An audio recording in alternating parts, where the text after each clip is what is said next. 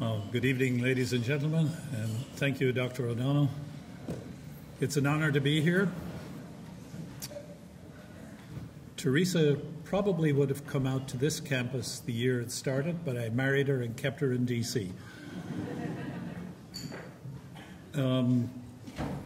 Tonight's topic is, actually what I'm going to give you is really a synthesis of all I've learned through my career as a clinical psychologist and then in public policy, and then after that back into research and communicating. And it's this whole delivery was prepared directly to equip you mentally for what you're heading into, because you as graduates are going to live out life very differently than myself and Teresa and people my age. You're going into a very different society. Let's start.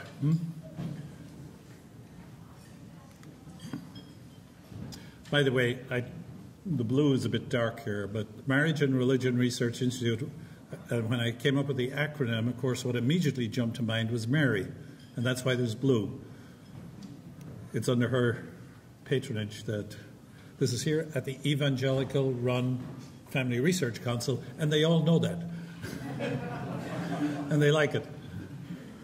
And actually, the day that the shooting took place, I don't know if you remember, where a man came in determined to kill as many people as he could in Family Research Council, and had 26 Chick-fil-A's put in the mouth of everybody he killed.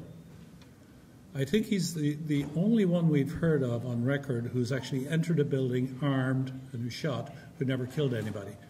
That day was September the 8th. Our Lady's, no, it was August 15th. Sorry, I mix up Our Lady's birthday and our conception, and it was the feast of the Assumption. And she did protect us. More about that as an anecdote. Let me get on with I'm going to start at the beginning. That's supposed to be the Garden of Eden up there. Everything started off fairly well, but fairly quickly, our first parents had a rather dysfunctional family, Cain and Abel. Pretty dysfunctional. It's not often you get brothers murdering each other, or one murdering the other. And then if you go on after that, looking at family, one of the big things that is very clear going through the Old Testament is that right up until our Lord came on earth, there's a struggle all the time, and there's quite I don't want to use the word natural, but it's probably the best, a lot of polygamy in family. You go down through the patriarchs, you see it a lot. On matters sexual, right through the Old Testament, a lot of ambivalence, a lot of stuff that probably shouldn't have been going on, but without the grace of the church and the incarnation, it probably was unavoidable. And here we have up here this is one of the patriarchs with his spouse and his concubine. One of the things actually in the Jewish tradition, even after Christ and right through early Christendom and right up until about the year 1000 or 1100, polygamy was not often practiced, but was practiced and was legitimate and stayed there for quite some long time. So on matters family, there's always been a struggle on this area. And then, of course, along comes our Lord, if I can put it so tritely, and changed all of human history. And this is going to be central, actually. His baptism, in which he was teaching us, and gradually over his years of teaching and preaching, introducing us to the Blessed Trinity. And one of the things to keep in mind is that all of us who are baptized, all of us here, are already sons and daughters. We are already part of the family of the Blessed Trinity. And this is going to be key, because When you marry, you are already a member of the family of the Trinity. So you have a daughter within the family who's fallen for this guy in the family, and he's fallen for her. And they come before the Father, Son, and Holy Spirit, and before them say, we want to get married. We pledge ourselves to each other. We vow to be husband and wife till death us do part. They are the ministers of the sacrament. The church is only the witness. They are the ministers. And those words, by one of the family to another of the family, in the presence of the head of the family, they, by those words, become family. And once family, always family. There is no breaking it. And the basis of that is the fact that we are baptized. By baptism, you became a daughter of God. You became a son of God. And should the two of you marry, permanently declaring yourself family within the family, and with God, once there, always there, unless the unspeakable should happen after your death. And then after our Lord's resurrection and that, the Great Commission, go out and preach. But before he went to heaven and while he was preaching, he dealt with matters sexual in, first of all, very forgiving. The woman at the well, by the way, was the one to whom he probably first began to reveal his divinity. If you look chronologically, at least that's, I think, many people's take on it. But she was one who already had, if you see my charts on family structure, she's way out here. She has had, how many husbands? 5 or 6 or, quite a few. She's way out there, but she is the one to whom he first begins to reveal his divinity. Keep that in mind. When you look at your friends or your brothers and sisters' friends and all the people you went to school with who are out there doing all sorts of crazy things and maybe on their 5th or 6th husband, well, our Lord first began to reveal his divinity to somebody like that. Later, the woman caught in adultery, that he is without sin, cast the first stone, and then tells her, go sin no more. And then Mary Magdalene, who, washes his feet and pours ointment.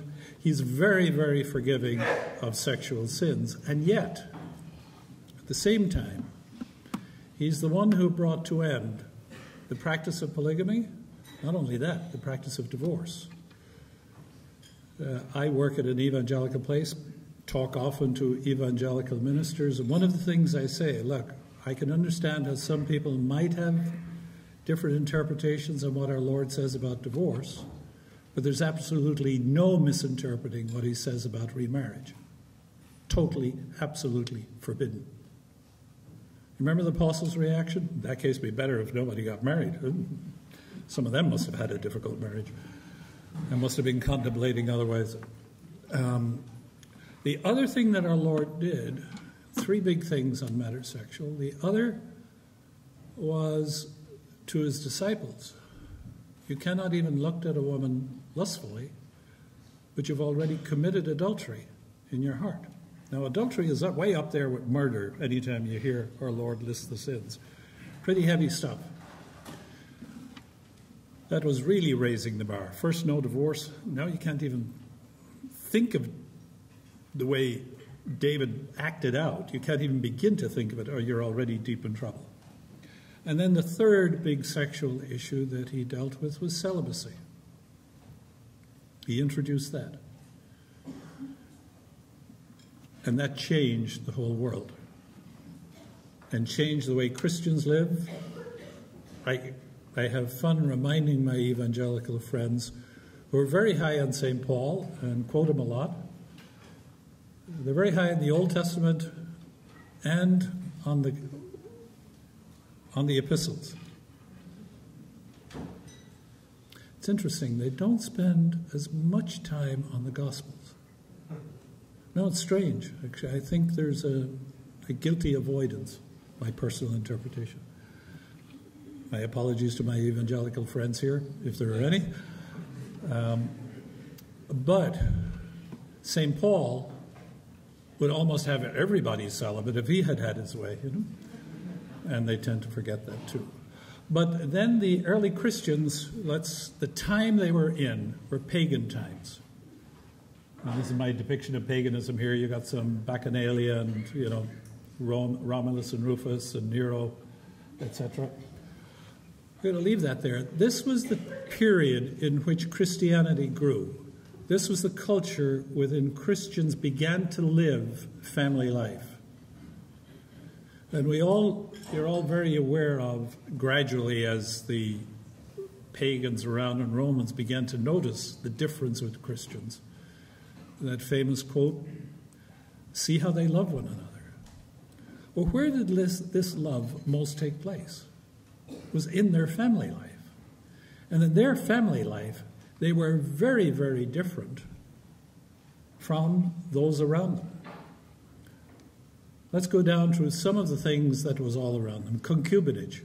Concubines, well, that was already there, even among the Jews in Rome. Some Jews had 3, 4 concubines at the time. Not all, not many. You had to be pretty wealthy to pull that off.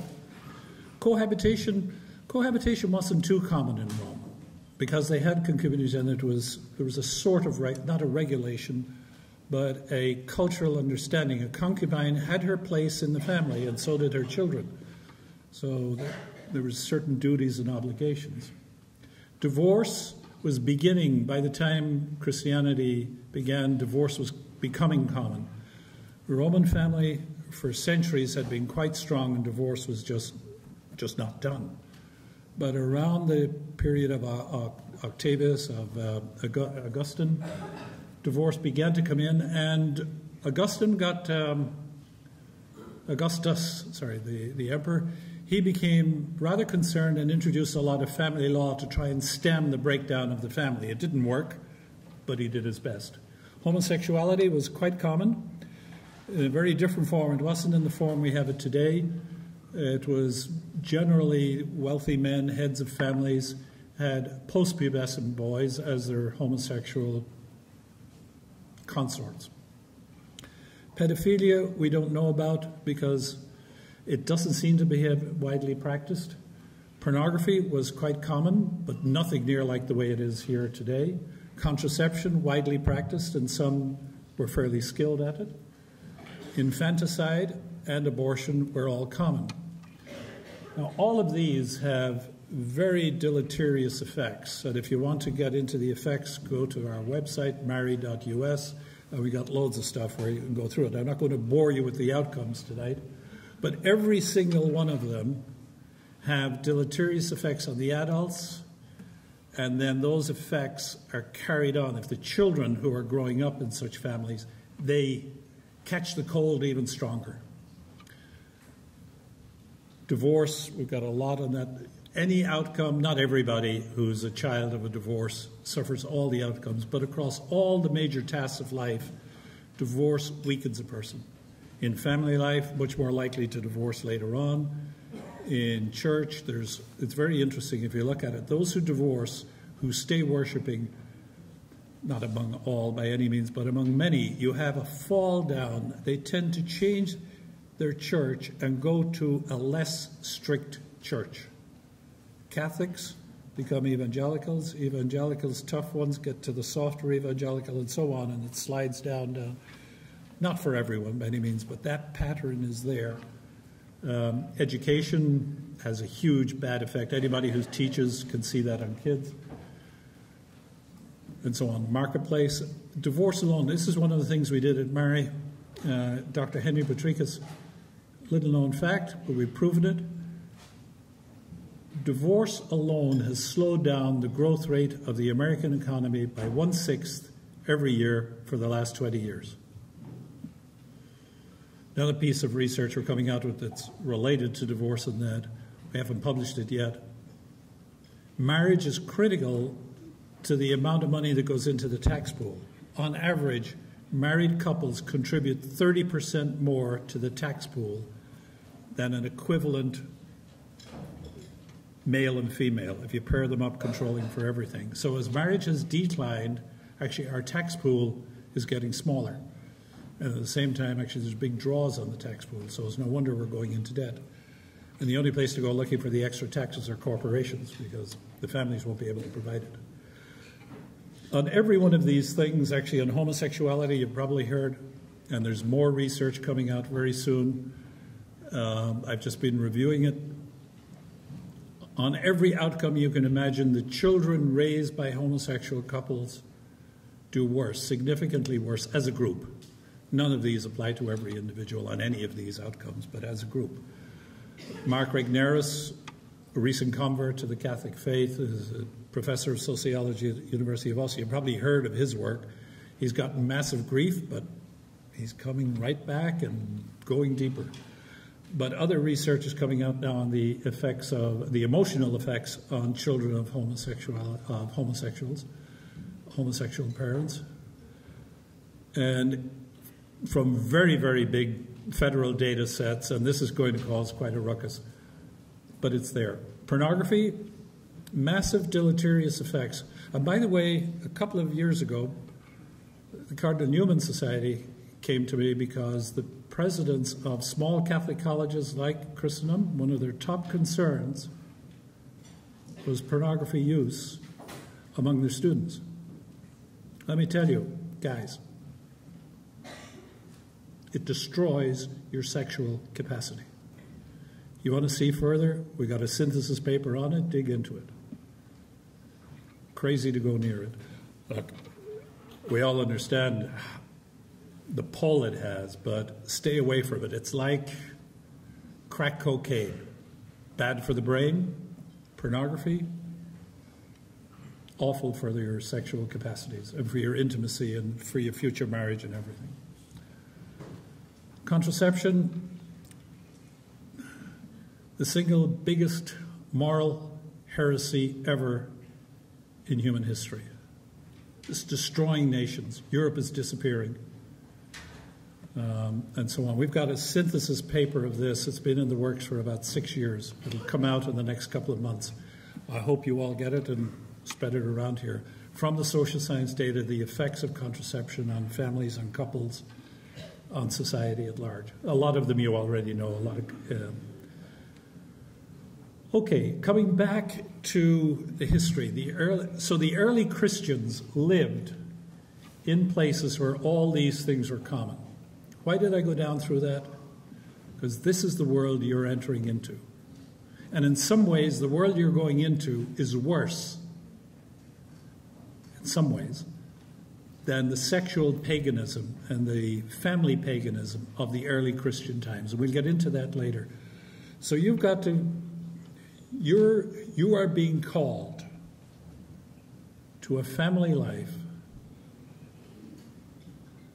where your models are those early Christians in those very tough times at the beginning of the church. That's your vocation, everybody here. Okay, back over the next 1,000 years, Christianity spread through Europe and up, and that's up there to the year 800. By 1200, they had Sweden and Norway and further in towards Russia and that. One of the hidden things that came as the monks, and there were mainly monks who did, not solely, but mainly monks who did the missionary work of spreading the church. One of the quiet hidden things that went with it was Christian marriage. And historians have not paid too much attention to that. But within that, by that going, this was a massive gift to all of Western civilization. And it isn't until the last 30 years that we can begin to realize what a gift it was.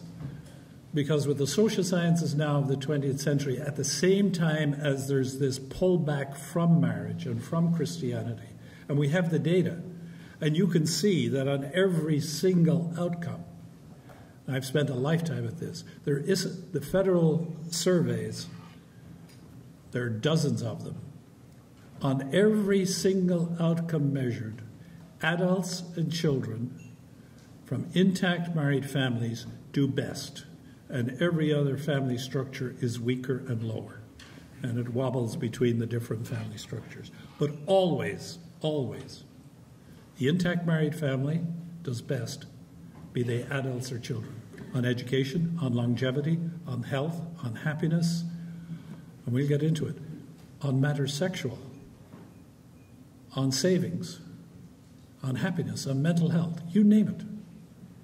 The intact married family does best. So with the withdrawal from marriage, what we're actually getting is a weakening of the whole social capacity of nations, not just of individuals, but of nations. Okay, 1300, most of Western Europe. But then up here in the top, what did I do there? Let's go forward. And I didn't have any Irish whiskey. There's a wrinkle, actually. After the split, the Orthodox, the two wings became apparent. The Orthodox have not kept the full faithfulness. Divorce is permitted once in most Orthodox disciplines, which if you go back to the theology of baptism is rather strange. If you permit it once, why not permit it twice, three times? But this whole invalidating of once family, always family, if baptized, and committing your vows in front of the Blessed Trinity. And then, of course, along came Luther, and he really put a spanner in the works on matters. He began it. He didn't promulgate it, but he permitted it and didn't think it was good, but okay. And then shortly after him, and those of us from Ireland don't remember this guy with any fondness, Henry VIII, who really set the Anglican Church up. Well, that whole crazy history, very ironic history, because if you fast forward, this photograph down at the bottom, if you can see it, is Lambeth Conference, the result of the church that he was occasioned to start, 1930. Lambeth was, you have this gradual retreat from, with divorce, expanded still more, even though the practice was still frowned on.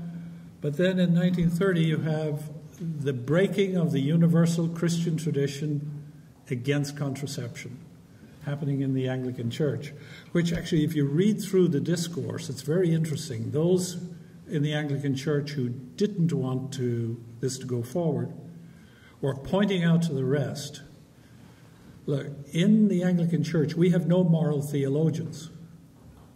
We look for our moral theology to the Mother Church. We're no experts on moral theology and going way out on a limb here, and how right they were. The year that they did that, of course, Pius XI, last day of the year, came out with Casti Connubii, reaffirming the traditional Christian teaching on contraception, which is that it is an integral part of the purpose of marriage. It is why we are male and female. That's the way, as Dr. O'Donnell quoting John Paul II, the path to the future is through the family. Yes, through the family, through mom and dad, through male and female, comes the child and comes the future.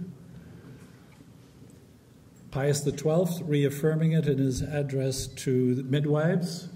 Paul VI, Humanae Vitae. And did he ever suffer for that? No, I don't know if I've affirmed it now, confirmed it 3 times. It's almost a hidden secret. Do you know he's being beatified next month? Yes. Yes. It's a quiet secret. So let's get that word out and celebrate it. And then, of course, John Paul II, who came on with this magnificent theology of the body. And here you can see the Holy Spirit working. Because when he started, and he started back as Professor Wojtyła, and then Bishop Wojtyła, and then Cardinal Wojtyła, and then finally John Paul II, all the time developing and going deeper and preparing the church for what was clearly going to be, already is, very difficult times on family, getting us all ready. Now, if you go through, this here actually this is Pat Fagan's theology, philosophy, sociology, all wrapped up in one icon. The Blessed Trinity, mom and dad, husband and wife, and the child. Marriage is the foundational relationship in society. Out of it comes everything else. It's very interesting. If you go back, actually, if you think of it, there are 5 major institutions in society: the family, the church, school. There are 3 who are interlocked. We'll come back to them. The marketplace, or the economy, and government. These 3, all 5, are integral in the family. All those tasks are in the family. There's the task of family, there's the task of church, education, marketplace, earning your bread, and government. Mom and dad are the government, right? And now, those tasks are in you. A full life. If your obituary says you did well on family, on church, on school, on marketplace, and on government, you got a pretty good obituary. I hope I get something like that. Well, Teresa, don't put that on my tombstone, but something like that.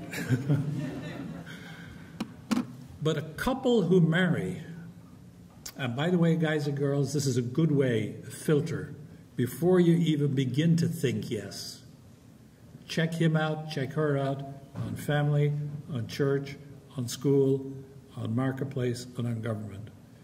And if he or she gets a good check mark, a strong one on each 5, you got good prospect there. And if the 2 of you have your act together on both of those and you get married, you're way to the races.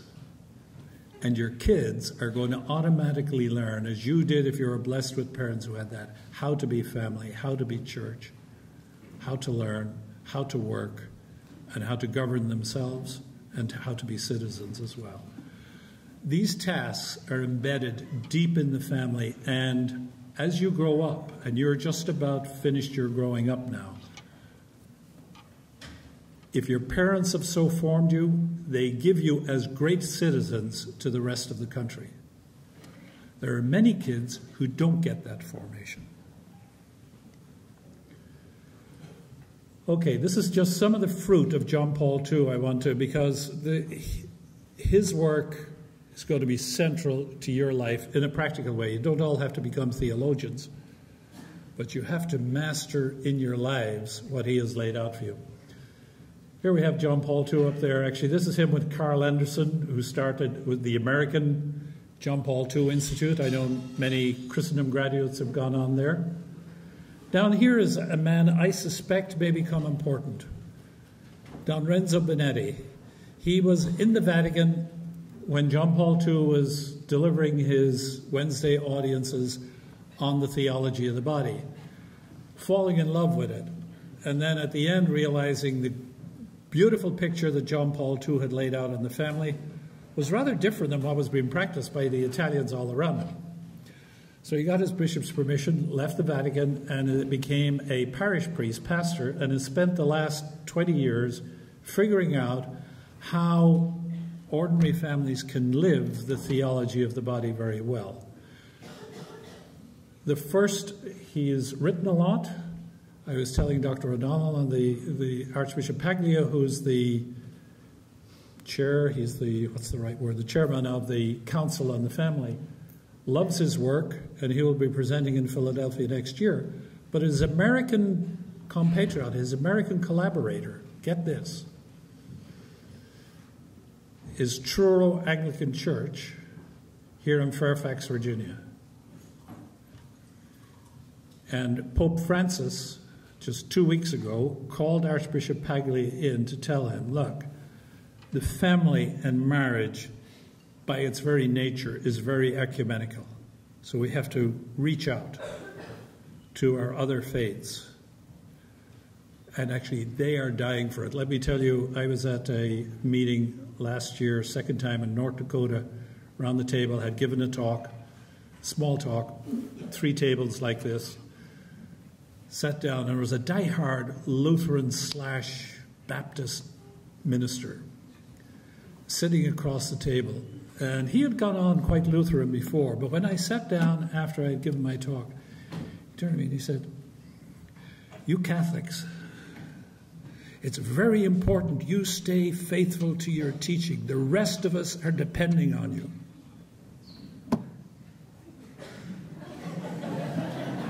No. They know. They sense. The rest of us are depending on you. This is the way forward. Okay. That's background, and you're all probably familiar with it. I'm setting you up for this. 5 basic institutions, I've been through those. That's your mom and dad. They really had their act together on those 5, so the family had their act together, and you became a great adult, knowing how to do family, church, school, marketplace, and government. They present you to society, and to the extent we have children who grow up in that, we have strong citizens, and we are a strong country. However, here's what's been happening to the United States since 1950. Back here, in 1950, for every 100 children born, that year 12 children entered a broken family. 4 through out-of-wedlock births, 8 because their parents divorced that year. And over the next 50 years, that brings you up to the year 2000, you can see what happened: divorce, and the out-of-wedlock births went way up. It's gone further even since then. Now, all across the world, this has been happening. And on top of this, and adding massively to this, if you go here, because it was through this whole period here, you have the sexual revolution, which really means the contraceptive revolution, because contraception is the thing that sort of tempted people and facilitates all this. And what do we have now as a result of contraception? Well, here are 3 Catholic countries that are going out of existence: Spain, Italy, and Greece. Greece I include in the Orthodox Catholic there. They traded places for about 15 years as the lowest fertility rate countries in the world. Japan, been at it longer. In Japan, you can kiss it goodbye. It's a matter of fact, in my demographic book, it's already in the coffin. It's only a matter of when it's going to be buried. Europe is disappearing, and peoples are flooding in from North Africa, East Asia, and in. Why? Because there's a population vacuum. Peter Kraft is probably well known to all of you. I was at a talk he gave about 15 years ago, and somebody at the end of the talk gave a question on the Muslim issue. I'll never forget Kraft's answer. As he said, look, if Christians won't give God the children he desires, and Muslims will, whom will he bless? Well, I suspect, and my hope is actually the Muslims here, if we live family life the way we should, and if Europeans do, they will come into the church, and particularly Muslim women, who in the West begin to experience in practical ways what true Christian-inspired political freedoms really are. And that already is changing Muslim praxis, and you will have a whole who knows what happening within the Muslim community through the women. And of course we know Our Lady is playing a key part in this. She has appeared in a number of, in Egypt. I think even the whole 1917, which was mainly about communist Russia, but also it was in Fatima. And Fatima plays a key role for Muslims, and they honor Our Lady. There's a great pro-life office here in Northern Virginia, and a good doctor there who doesn't distribute contraceptives, and devout Muslims come there. And he has gotten a number of Tepeyac Awards. It's the Tepeyac Center, but he's gotten a number of awards, and he has a plaque of Our Lady of Guadalupe on the wall. You don't see it when you're coming in, but when you're going out of his office, you do.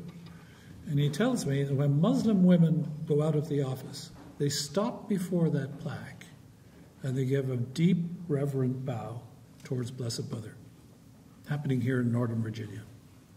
Don't know what God has in mind, but he's stirring the pot somewhere or another there. Present America. Family structure is constantly changing. So at Mary, we've determined we'll measure it when children are at age 17. How intact is the American family? We measure it when the children are 17. And at age 17 today, only 46% of American 17-year-olds are in an intact family.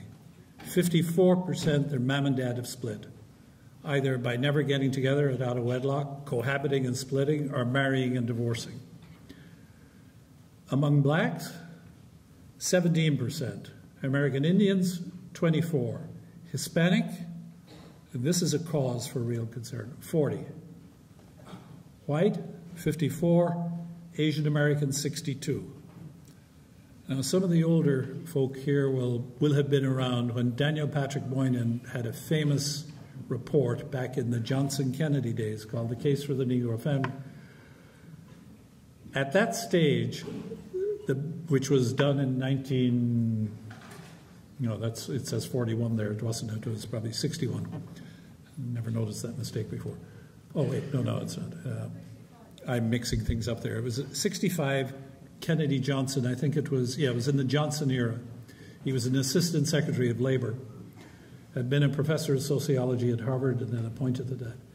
He wrote the book, very concerned what was happening in the black family. The black family then was as strong as the Asian family is now. We're all sliding down, culturally, demographically, whatever. What's happening out there, it's a slide down. And the momentum is all down. This is part of the reason why I say you will be living out your lives in a place where family is more likely to be more and more broken than it even is today. Some of the effects of that, well, I've given you the impact of divorce on the economy, but what's actually happening?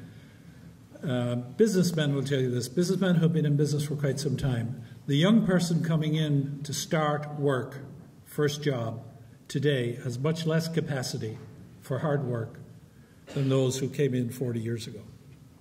Kids, young adults, less of the impact of the breakdown in the family is there. We've talked about the less tax-paying capacity. So what we really have in this 46 versus 54, mom and dad split, mom and dad together. We're made to belong. The child, newborn. Who does the newborn really need to belong to when first born? And who needs to belong to the newborn? Mother. And nature has set it up that way. And the mother who takes good care of the child, wrapping her arms around it, cleaning, feeding, nurturing, taking care all the time, anchors the child well in reality. Clinically, if that doesn't happen, you get all sorts of distortions that play out in the child's life for the rest of their life. You're shaped a lot by how your mother treats you those first early stage. We're made to belong. It is our most fundamental need. And many of you have ever experienced, many of you fell in love, you don't need to put up any hands, but just remember, sometime in high school, maybe you fell in love for somebody across the aisle or some sweet girl at school or some handsome guy. And it looks like you might be interested, and maybe you date for once or twice, but then he or she says no and crushes you. Oh, the pain of that. Real pain. Because it's the first time you experience rejection. Rejection of you for who you were. Now, it's not a terribly serious issue when you're teen, but when you're young and at that stage, it's serious for you, and the pain is real. That's rejection. Well, culturally, what we've been putting in place is very deep rejection. We have already become, in the United States, dominantly a culture of rejection, which is essentially a pagan thing. Christians don't reject each other, and Christian marriage Never. Oh, it may go up and down. It may get very difficult. As a matter of fact, that's part of the cross. I guarantee you, talk to anybody who's been married a long time, the cross is there. You don't dodge it. Now, going into marriage, you're hoping you will. Oh, no, I got the great guy. He's never going to be anything. I got the sweetest girl. Sorry, guys. Sorry, girls. It's there. Actually, it's the royal road. It's the only way through which we grow. But that's another whole one for the philosophers and for the theologians. So what we're putting in place and what we're getting more and more is a nation of alienation. You could see this very much in the recent Ferguson things. You see this come out. That's where the black family, most broken down, boys without fathers, 3-4 generations of men without fathers. So what you get is depression, anger, and envy, the three big takeouts from the breakdown of the family. Here's some other data. There's been surveys being done of teachers for decades and decades. Between 1940 and 1962, the things that teachers most complained about was talking, chewing gum, making noise, running in the halls, getting out of turn in line. The dominant ones now, public high schools, rape, robbery, assault, burglary, and arson. Teacher surveys done every year. This data was given by William James, one of the top education sociologists in the country. Something to keep in mind on the whole homosexual issue, one of the breakdown of the family, is causing a rise in homosexuality. This is data we released, but unwelcome data, the press will never promulgate it. In the intact married family, nationally, there's children of intact families, there's a rate of about 2.5% of the children grow up with a homosexual orientation or attraction. In families where the children grow up where father is not present, broken family, father not present, is 3 times higher, 7.5%. So given that, you're going to see a massive rise in homosexual orientation in the black family and in the Hispanic family, also in the white and also in the Asian, because the body count, the damage, the probability of, well, the sexual has gone very wrong between mom and dad. So among the kids, this happens. However, let's look at some of the good news. This is good, bad news. Very good news for Christendom students. Recent chart, which is a confirmation of research we did back 10 years ago. We've just updated it on very recent survey data. What we're looking at here are all Americans who've ever been married. So that's the population we're looking at. Now we're looking at how many of them are still in their first marriage, depending on the number of sexual partners they've had in their lifetime before marriage.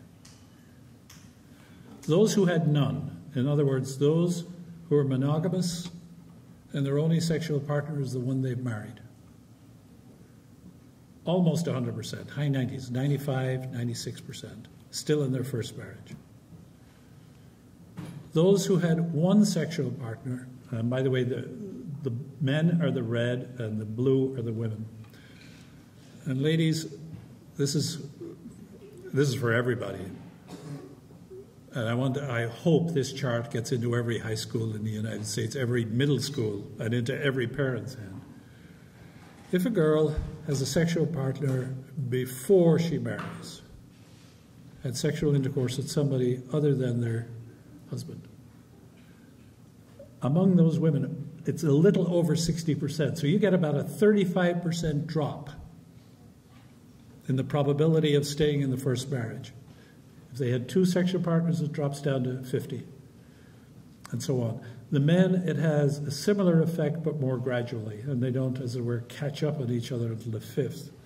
Men and women are made different. The first time, when I saw this, the first time of the replication, which was a couple of months ago, what immediately jumped to mind to me on this was, my goodness, the Mediterranean cultures that had chaperoning of girls makes eminent sense.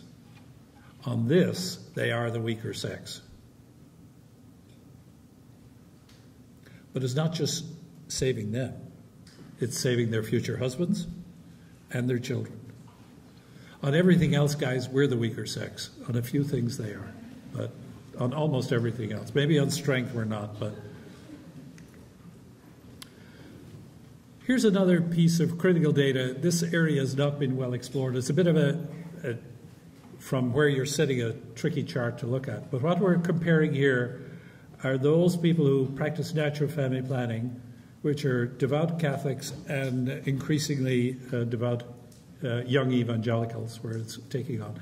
And what we're comparing here then are general population Catholics, and then this is the general U.S. non-Catholic population. And we're looking at how successful have parents rated themselves in raising their kids. It's very interesting. Those who practice natural family planning, almost 97% of them say very successful. And only a few not successful. General Catholic population, less than half think they did a good job, and almost 60% think they were not successful. By and large, these are contracepting couples. And they're worse off, actually, than the general population. So that's a little throwaway. There's a whole lot to be explored here, and next to no research going on in this area. Now, here's one of the other great things, and it's going to tie right back into the theology of the body. I'm going to pull these things together again. The sociology of religion is amazing. And it's now getting, for me, a bit boring. Because here's the way it goes. This is a typical thing. There are 8 federal surveys. The U.S. government is the only government in the world that tracks religious practice in a lot of the major surveys. Not all, but a lot. And more than enough for us to get a very good handle. It's the only place, actually, where there's a really robust sociology of religion going on. Here's the way it goes. In all the positive outcomes, this is the way it goes. Those who worship weekly do best. A couple of times a month, a couple of times a year, never. Here we're looking at grade point average of American kids. This is a snapshot of America. This is a huge sample. 2.9, 2.7, 2.6. I could go through all the other outcomes, and if you want them, you go to Mary.us, and you can look at it. We got this Mapping America project. We got 130 outcomes, all from federal surveys. And the only thing that really changes is the slant. Sometimes it's dramatic. Other times sometimes it's really dramatic. Other times it's small. On the bad things, yeah, this is a hard drug use.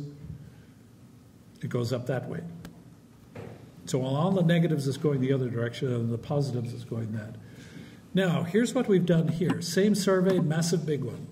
You combine, looking at children, those from the intact married family that worships weekly. This is repeating a grade. They're the lowest. The broken family that doesn't worship at all, kids from there, a massive difference. And then this is the intact family that doesn't worship at all, and this is the broken family that worships weekly. Now here's the way it goes in every outcome.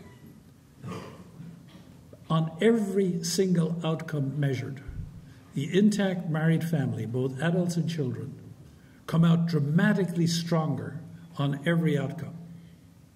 And on the opposite end, where things are weakest and worst, is the broken family doesn't worship God at all, and then the other two, the married family doesn't worship, and the intact family that worships, or the non-intact worships every week, they trade places. They go up and down depending on the measure. And you can see all of that. This here is looking at that grade point average where we're looking at, you remember the slope going down? Here we combine the children, we combine marriage and worship together. By far, the intact married family worships God weekly. Poor kids from the non-intact don't worship at all. And then you can see the other two, almost the same in this particular outcome. So you get that stuff in the middle. Let's go back one. This is very interesting to show this to my liberal friends. The percentage who feel thrilled, excited during intercourse with current sexual partner. Excuse that language, but that's the federal government's language. intact married who worship God weekly have the most enjoyable marital relations, by far. And the people who think they have the best, non-intact, don't worship at all, have the least. And then, actually here you see the broken who worship God weekly are doing better, actually, than those who don't. You get all sorts of anomalies. Those who feel guilty, old Manichaean stuff, well, there are a number there who should feel guilty, but in this graph. But here you get a bit of Manichaeism. There's some intact married who worship God weekly who still feel a bit guilty, but it's extraordinarily low. Here you can see the rest. Even on matters sexual, in which the whole sexual revolution is taking place outside, you've nothing to worry about. If only they knew. That's my quick take. I want to just introduce you, not bore you with all the social science data. Here's how I can sum it up. The social sciences, well done, always illustrate the way God made man. They don't prove anything. They're not the place to go for proof. But they're great for illustration. And they have a great role, I think, in supporting natural law, the Ten Commandments, good philosophy, all that. Now, I want to do it very quickly. How do we get here? How did we get to this mess where we now have only 46% of our kids at age 17 in an intact family? How did the black family get where it is at 17%? Well, let's go back. We can start. You can go back earlier than this. You go all the way back to Cain and Abel. But let's start with Rousseau. This is Rousseau down here in his later favorite dress. This is the Marquis de Sade, the pornographer, pervert, who began to publicize and break taboos and get this. And this here actually is a depiction of, during the French Revolution, is when the sexual revolution began in earnest with these two guys. But also, where there was an occasion, or in glorifying reason, they paraded a woman who actually was a prostitute, brought her and enshrined her on the high altar of Notre Dame and danced around her. That was the beginning of the sexual revolution. Very deliberate, doing away with the Christian view of marriage and sexuality. This guy up here is Friedrich Engels, Marx's co-author of the Communist Manifesto. And Engels is very important, destructively important. He's the first one who articulated and said, for the communist state, for the materialist state, for the destruction of all that we honor, you've got to remove both the family and the church. Nietzsche, who's his own figure, comes along a little later and has quite a deleterious effect on many things. This guy over here is Havelock Ellis, who was beginning the sexual revolution in England, mainly in a literary and sort of academic way. But he, and this here is Margaret Sanger, who visited him, and it seems for a while they were lovers. She brought the sexual revolution in earnest back to the U.S. I don't think we leave God to judge how she was in the beginning, but wanting to do good. This is her husband, by the way, who was a socialist, and she lay back in the early 1900s deeply involved in socialist matters. This here is John D. Rockefeller Jr., who became her big financier and who later also had a lot to do with financing this into academic centers and getting her whole view of the family deep into academia. This here is, that began to flower. This is later in the 1960s. Gloria Steinem, famous for, well, it's attributed to her, but she really came from someone else, and she pointed out, what, a woman needs a man like a fish needs a bicycle? What that really means, there is no complementarity between the sexes. This man down here is Herbert Marcuse, who back in the Vietnam War days, by then was an older man, but he is one of, there was a famous group of German sociologists, Marxists, at the Frankfurt School. Now, they were communists, and when Hitler came in, he hated communists. They had to flee. Academics, communists, bent on the destruction of all things Christian, of the whole social order as we know it. but not the way Lenin and later Mao did it, not the military way. They were going to go by deconstructing the institutions. Gramsci, an Italian, had a great phrase, the long, slow march through the institutions. They were practitioners of this. When they fled Germany, guess where they landed? Columbia University. And from there had a massive influence on Teachers College and a lot of stuff. One of the people who did her doctorate on it, some of them, was Kate Millett, one of the founders of NOW, National Organization of Women. This woman here is key. Shulamith Firestone wrote 2 books, only one really well known, The Dialectic of Sex.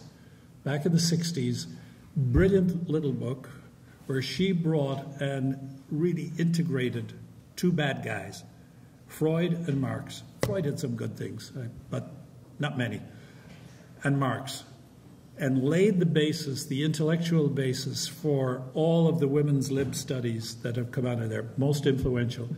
Kate Millett had some, but I think she's little known. Marcuse was one of these guys who fled. This was the beginning of the onslaught on the family in earnest. How did we get here today? It was dreamt of, thought about, planned, and gradually developed expertise in executing the breakdown of the family. Let me give you, this just came out. Kate Millett, this lady here, her sister lived with her for a short while and was in on some of the stuff, agreeing with her at the beginning, but found it so bad she pulled back. Here's what her sister, Mallory Mellett. You can Google this, it just came out in September. Kate Millett had a study group down in the Village in New York, in Manhattan. This is in the 60s. She's getting her doctorate at Columbia, and she and a few others are beginning what later became the National Organization of Women. They had a meeting every week, and they started off with a chant. And here's the way the chant went. Why are we here today? To make revolution. What kind of revolution? The cultural revolution. Sorry, the thing here is... And how do we make the cultural revolution? By destroying the patriarchal family. How do we destroy the family? By destroying the American patriarch.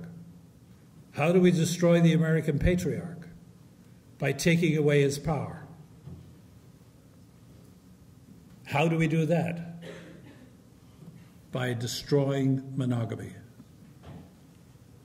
And how do we do that? By promoting promiscuity, eroticism, prostitution, and homosexuality. Planned back in the mid-60s. From there, these people, brilliant people, PhDs from Columbia, etc., penetrated the law schools, the social sciences, the NEA, National Education Association, education committees at the state level, journalism schools. The taboos they began to break on TV each time. I remember as these taboos came, movies made, TV shows pushing things further and further. The music industry, not all of it, but significant parts of it. So that today, or recently you've had Lady Gaga and others who are just, awful. TV and Hollywood. Key positions even in the federal civil service. All of this has been going on the last 50, 60 years very deliberately. So what has come about, and one of the things actually that has not yet been harnessed, this is political, and in the end I want to get away from the politics because most of you will be citizens and will in that be in politics, but probably won't spend most of your life in it. If you look at one of the big things that happened from NOW, Planned Parenthood, and there's interlocking board members and all of these, you had the development of the pill back in the 50s/60s. They got, this here is Justice Douglas, the famous case Griswold versus Connecticut, which was making contraception legal for all married couples. That was worked on deliberately by Planned Parenthood. They got it. Once they got that one, they then worked on the next one, which was to have the right, so-called political right of access to contraception for all unmarrieds. And that was delivered to them by Justice Brennan. God help him for his Irish name and his Irish background. They got this by considering they found these rights in the penumbra of the Constitution. And this gave us out-of-wedlock sex, quickly leading to out-of-wedlock births, quickly leading to a lot of unwanted babies, and in no time flat, the demand for abortion, which was granted also with Brennan playing a key role. And then later on, we have right up now the Windsor decision with Justice Kennedy, another Irish Catholic background. We're not doing too well on the Supreme Court as Irish, huh? Gives you the gay, so-called, whatever we want to call it. You can't call it gay, it's not marriage, but you know what I mean. We have to come up with the right term for this. And probably the greatest practitioner in my book of this Gramsci Marxist, by the way, he went to Columbia. His tutor was in his youth in Hawaii. He was a well-known communist leader, was his teenage tutor. Where did he go to college? Columbia University. What did he do after he graduated from Harvard? Editor of the Harvard Law Journal, black graduate of Harvard Law, editor, one of the most prized positions. He could have had any law job he wanted. What did he do? Went to practice community work in Chicago, very deliberately knowing what he was about. And I think is one of the greatest practitioners of Gramsci Marxism, cultural Marxism, the world has ever seen. Low and slow. One of the things that these people are very good at is very patient, small, small, small. Never provoke too big a backlash. And of course, with the courts, what we've really had in the last 2 years, politically, is a coup d'etat by the courts. Now, the Supreme Court may yet overturn what the federal judges have done recently, but we, the people, have spoken in over 30 states with changing the Constitution, defining marriage as being one man, one woman, and the courts have overthrown it. Founding fathers would be exercising their Second Amendment and would be up in arms, literally, with that. What we have going on here under your noses are two very different models of society. The West was built by the church on a model that essentially had, these are the two models, and if I could take the theoretical model, the more worship of God, the more marriage and the more children, the stronger society gets. The less worship, the less children, and the less marriage, the weaker society gets. And this here is very deliberately the objective of those who are opposed to the church. Less marriage, less worship, less children. It sounds crazy because it's so destructive, and yet it's exactly what is there. Cardinal George, his well-known phrase, I'm sure you all know it. The reason I'm quoting it, 2 congressmen at AEI, I was at an event 2 weeks ago, quoted this, talking about what's going on in Congress around the country, and said, it may be coming to this. They quoted Cardinal George, who said, I will die in my bed. My successor, who I think just started yesterday or the day before, will die in jail, and his successor will be martyred. You are going into tough times. Maximilian Kolbe prophesied on the United States. It's not comforting. He said, we won't suffer the worst, but we're really going to suffer. You are going to suffer. Not hopefully in your family life, but maybe, and not all of you will suffer. I don't know what, none of us can foretell. Maybe all of this will pass if we all become magnificent saints overnight, if all Catholics pray the rosary every night, as the Austrians did to keep the communists out. And believe it or not, the Red Army withdrew. You go back in history, in 1953, it seems astounding. Red Army had occupied after the Second World War and were in Austria. Austrians wanted them out of there. The Red Army never left anywhere. Enough Catholics in Austria were praying that by 1953, 1/3 of the country every night was praying to Our Lady for the withdrawal of the Red Army. And they withdrew. without any reason. Well, we know the reason, but no obvious political or geopolitical or any other reason, unless we do something like that. So what to do?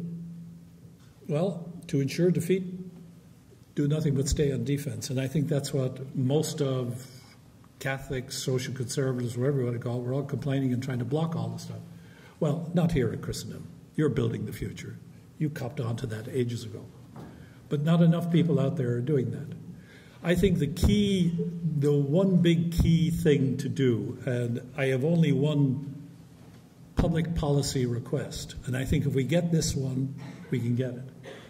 It's the religious freedom for the intact married family that worships God weekly to have its full freedom of cooperation with the teachers and with the pastors in raising their kids.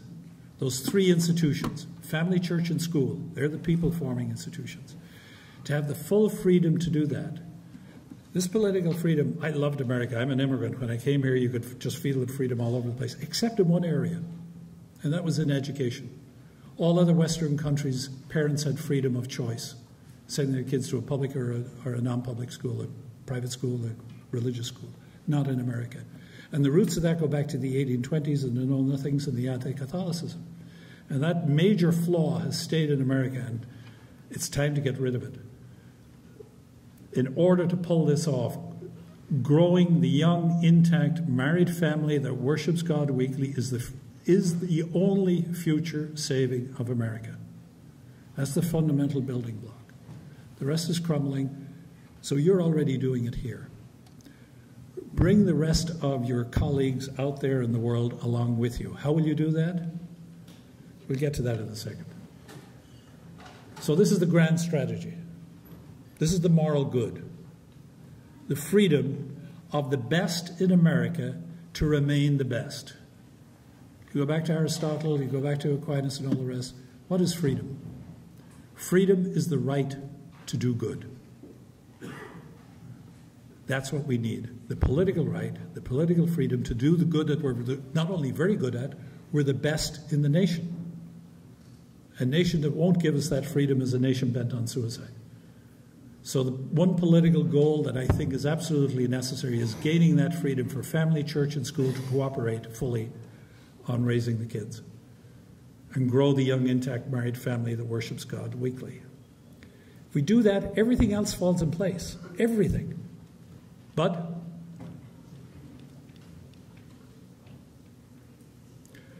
remember where we're heading. We're all heading home eventually. 100 years from now, you'll all be in cemeteries somewhere around here. It won't be that long before I am. And God set everything in motion so that he'd have a huge family with him in heaven forever. You're about to get into this stage of life and hopefully bring on thousands, millions more kids on into the future. This is the rebuilding of America that's happening here. How do you do it? You've heard this, you'll hear it again, you'll hear it to the end of your life. St. John, who was there at the cross with Our Lady, and here he is as an old man. And when he was old and decrepit and had to be pulled around, brought to the thing, we've heard this many times. What was his sermon? It became very short and always the same. Love one another. That's what family is all about. It will give you the cross. Doing this, but through the cross comes an even deeper love. And from that, everything else comes if we embrace it. So remember, as you go up the aisle on that happiest of happy days that hopefully is not too far off for all you young folk, keep in mind a saying or an instance that a man who's about to be beatified next week, Don Alvaro del Portillo, who succeeded St. Josemaria as the president of Opus Dei and was his great helper through it all. He was in New York about 20 years ago, and there was a young couple, a big get-together and all sorts of question and answers and all the rest. And a young couple were presented to them and just came up. And let's say their name was John and Jill, I forget their name. But he turned to them and was talking to them about the happy future that's in front of them. But also reminded, he said, John, look at Jill. She is your Calvary. These words are not exact, but the sentiment is. And Jill, turn to John, he is your Calvary. Keep that in mind. Love and the cross come together. Every priest knows that. That's the celibate route.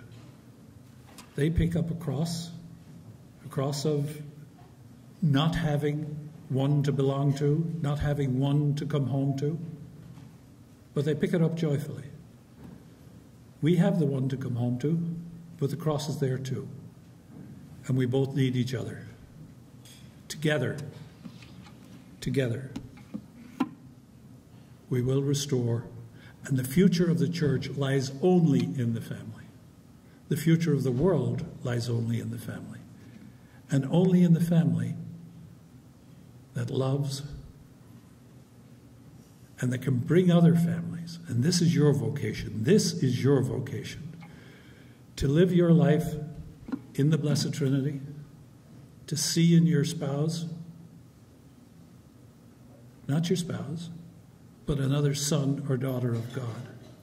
To raise children whom you see every day, not as your kids, but as God's children. If you could ever dig that deep into your mind, others, you will have such a joyful, happy family, and most of you have probably come from families like that, maybe all of you. But you have to live that so deeply that those around you, in this pagan world you're now entering, that's very similar to the Romans, so that the American pagans looking at you will say, see how they love one another. And they'll follow you. God bless.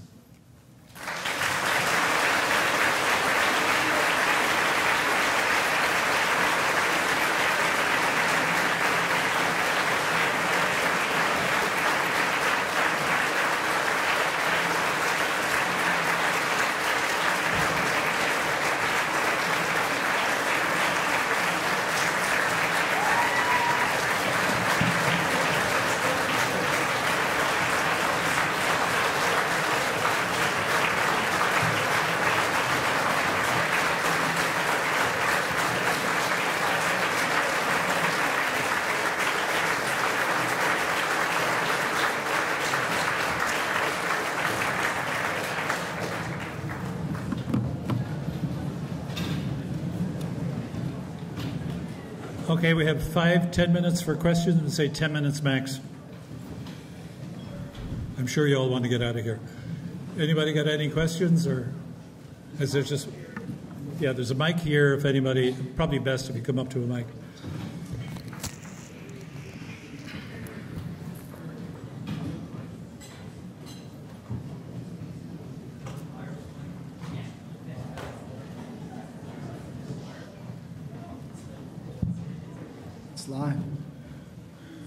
Thank you very much for your talk. One of the things that I see a lot of aspirant students here ask about is, how do I make an impact? I know you presumed most of us wouldn't be actively seeking political life, but when so many of the figures are financed by John D. Rockefeller or come from places like Columbia or Harvard, what do you think would be a practical recommendation for Christendom students here that want to make a difference in the direction that you ascribe?